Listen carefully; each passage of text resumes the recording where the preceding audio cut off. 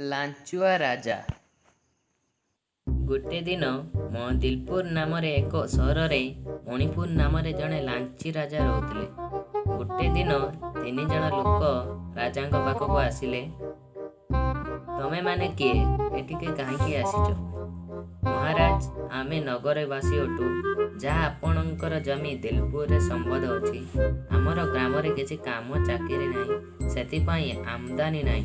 ଆମ ପାଖରେ ଖାଇବା ପାଇଁ ଓ ପରିବାରର ଭରଣ ପୋଷଣ ପାଇଁ ପଇସା ନାହିଁ। ମୁଁ ତୁମର ସମସ୍ୟାରେ କ'ଣ ସାହାଯ୍ୟ କରିପାରେ? ମହାରାଜ, ଆପଣ ଯଦି ଆମକୁ କିଛି କାମ ପ୍ରଦାନ କରିବେ, ଆମେ କଠିନ ପରିଶ୍ରମ କରିବୁ ଓ ଆମର ପରିବାର ଦେଖାଶୁଣା କରିପାରିବୁ। ତୁମେମାନେ ମୋ ପାଇଁ କ'ଣ କରିପାରିବ? ଆମେମାନେ ଚାଷ କାମ ଭଲ କରିପାରିବୁ ମହାରାଜ। ରାଜାଙ୍କ ସାଙ୍ଗେ ସାଙ୍ଗେ ଏକ ବୁଦ୍ଧି ଆସିଲା। ମୋ ପାଖରେ ଖାଲି ବେକାର ପଡ଼ିଥିବା 100 ଏକର ଜମି ପଡ଼ିଛି।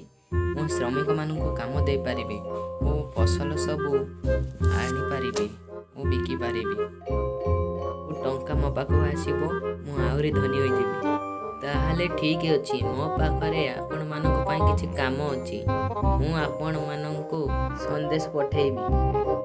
କିଛି ଦିନ ପରେ ରାଜା ତାଙ୍କର ସୈନ୍ୟଙ୍କ ସହିତ ସନ୍ଦେଶ ପଠାଇଲେ। ସବୁ ଗ୍ରାମବାସୀ ଧ୍ୟାନର ସହ ଶୁଣନ୍ତୁ। ଏବେଠାରୁ କୌଣସି ବି ଲୋକ ବେରୋଜଗାରୀ ରହିବ ନାହିଁ। ଆମର ରାଜାଙ୍କ ପାଖରେ 100 ଏକର ଜମି ପଡ଼ିଛି, ଯାହାଦ୍ୱାରା ସେ ଜମିରେ ଆପଣମାନେ କାମ କରିବେ। ଆପଣମାନେ ଜମିର ଯତ୍ନ ନେବେ ଓ ଏକ ଭରପୁର ଫସଲ କରିବା ଦରକାର। ଏହା ଆମର ରାଜାଙ୍କର ଆଦେଶ ଅଟେ। ଆପଣମାନଙ୍କର କାମ କାଲିଠାରୁ ଆରମ୍ଭ ହେବ। ସବୁ ଗ୍ରାମବାସୀ ରାଜାଙ୍କ ଉପରେ ବହୁତ ଖୁସି ଥିଲେ ଓ ତା ପରଦିନ ଜମିର କାମ କରିବାକୁ ସବୁ ଚାଲିଗଲେ।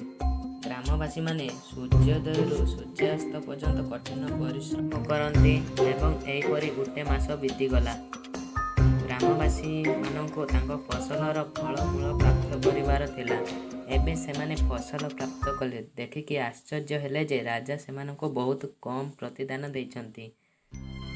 ତାପରେ ଚିନ୍ତା କଲେ, ଖାଇବା ପାଇଁ ତାପର ମାସ ପର୍ଯ୍ୟନ୍ତ ପଇସା ନଥିଲା। ଆମକୁ ଠକାଗଲା। ଆମର ହକ୍ ପାଇଁ ଆମକୁ ସଂଘର୍ଷ କରିବାକୁ ପଡ଼ିବ। ଗ୍ରାମବାସୀମାନେ ଦେଖିଲେ ଯେ ଗୋଟିଏ ନୂଆ ବଜାର ଖୋଲାଯାଇଛି, ଯେଉଁଠାରେ ସେମାନେ କାମ କରିଥିଲେ। ସେମାନେ ଯେଉଁ ସବୁ ଚାଷ କରିଥିଲେ ସେଗୁଡ଼ିକ ବଜାରରେ ବିକ୍ରି କରାଯାଉଥିଲା ଓ ଗ୍ରାମବାସୀମାନେ ବୁଝିପାରିଲେ ଏହା ଉଚିତ ନଥିଲା। ଗ୍ରାମବାସୀମାନେ ଜଣେ ପରେ ଜଣେ ରାଜାଙ୍କ ପାଖରେ ଯାଇକି ପଚାରିବାରୁ ରାଜା ସେମାନଙ୍କୁ ବନ୍ଦୀ କରିଦେଲେ। ସବୁ ଗ୍ରାମବାସୀମାନେ ବହୁତ ଅଶାନ୍ତି ଥିଲେ। ସେମାନଙ୍କ ମଧ୍ୟରେ ଜଣେ ବୀର ନାମକ ବ୍ୟକ୍ତିକୁ ବିଚାର ଆସିଲା। ଏହିସବୁ ସମସ୍ୟାର ସମାଧାନ ହେଲା। ଆମେ ସବୁ ଏକଜୁଟ ହୋଇ ରାଜାଙ୍କ ସାମ୍ନାରେ ଆମର ହକ୍ ପାଇଁ ଲଢ଼ିବା। ସବୁ ଗ୍ରାମବାସୀମାନେ ଏକଜୁଟ ହୋଇ ବିଶ୍ୱାସ ବନେଇ ରାଜାଙ୍କ ପାଖକୁ କଥା ହେବା ପାଇଁ ଗଲେ। ରାଜା ଗ୍ରାମବାସୀମାନଙ୍କୁ ଦେଖିଲେ ଓ ଚିନ୍ତାରେ ପଡ଼ିଗଲେ। ସମସ୍ତଙ୍କର ଜବାବର ସାମ୍ନା କରିବାକୁ ଚାହୁଁନଥିଲେ ଓ ଏହାର କାରଣ ଶୁଣି ଡରିଗଲେ। ତାପରେ ଚିନ୍ତା କଲେ, ସବୁ ଗ୍ରାମବାସୀ ମୋର ଖରାପ ଚାହୁଁଛନ୍ତି। ଯଦି ମୁଁ ମୋର ସବୁ ଜମି ଓ ସମୃଦ୍ଧିକୁ ହରାଇ ଦେବି, ଯଦି ମୁଁ କିଛି ସମାଧାନ କରିଦେବି, ଭବିଷ୍ୟତରେ ମୋ ପାଖରେ ଅଧିକ ପଇସା ରହିବ। ମୁଁ ମୋର ଜମି ଗ୍ରାମବାସୀଙ୍କ ସହିତ ସାହାଯ୍ୟ କରିବି।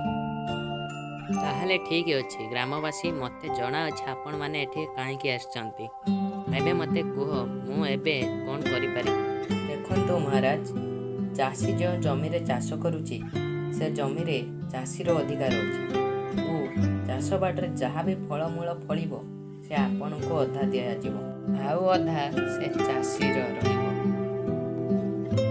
ହଉ ଠିକ୍ ଅଛି, ମୋର 100 ଏକର ଜମିର ତୁମେ ତୁମର ଫସଲ ରଖିପାର ଓ ତୁମର ବର୍ଷ ଯାକ କେତେ ଖର୍ଚ୍ଚ ହୋଇଛି ତାର ହିସାବ ମୋତେ ଦେବ।